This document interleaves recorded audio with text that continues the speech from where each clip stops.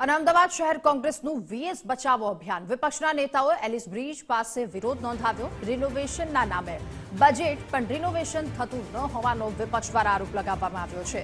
વીએસના નવીનીકરણ સાથે super speciality સગવડની માંગ પણ કરવામાં આવી। વર્ષ 2025ના બજેટ પહેલા વીએસ હોસ્પિટલ બચાવો અભિયાન આ વિપક્ષનું રિનોવેશનના નામે બજેટ આપે પણ રિનોવેશન થતું નથી। એસવીપીના નામે વીએસ બંધ થઈ રહ્યો હોવાનો આરોપ છે। અનેક વખત રજૂઆત કરવામાં આવી તેમ છતાં એએમસીનો કોઈ જવાબ ન હોવાનો પણ આરોપ।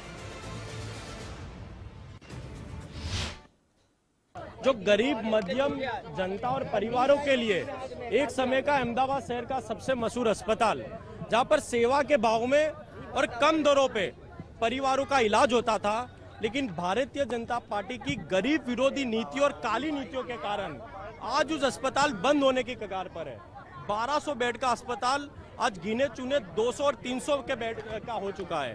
लेकिन शर्म की बात तो ये है कि एक तरफ एसवीपी अस्पताल की रचना की गई, लेकिन सिर्फ एसवीपी अस्पताल धीरे धीरे भारतीय जनता पार्टी प्राइवेट करती जा रही है और वीएस अस्पताल जो गरीब और मध्यम परिवारों के लिए बनाया गया था उसे बंद करने का कार्य किया जा रहा है।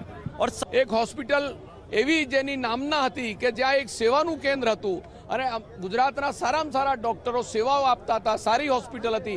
आजे हॉस्पिटल मृतपाये छे।